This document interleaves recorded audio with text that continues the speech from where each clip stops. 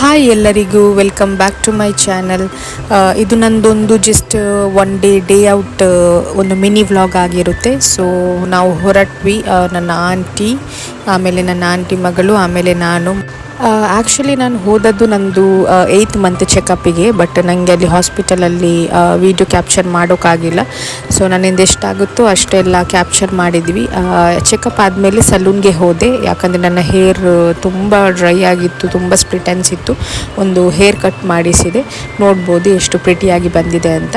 ಆಮೇಲೆ ಅಲ್ಲಿಂದ ನಾವು ಬಿಗ್ ಬಜಾರ್ಗೆ ಹೋದ್ವಿ, ಸ್ವಲ್ಪ ಶಾಪಿಂಗ್ ಎಲ್ಲ ಮಾಡೋದಿತ್ತು. ಹಾಗೆ ಅಲ್ಲಿಂದ ಪಬ್ಬಾಸ್. ಸೊ ಪಬ್ಬಾಸಲ್ಲಿ ನಾವು ಐಸ್ ಕ್ರೀಮ್ ಪಾರ್ಸಲ್ ತಗೊಂಡ್ವಿ ಆ್ಯಂಡ್ ನಾವಲ್ಲಿ ಸ್ಯಾಂಡ್ವಿಚ್ ಮತ್ತು ಮಿಲ್ಕ್ ಶೇಕ್ಸ್ ಎಲ್ಲ ಕುಡಿದು ಆಮೇಲೆ ವಾಪಸ್ ಮನೆಗೆ ಬಂದ್ವಿ.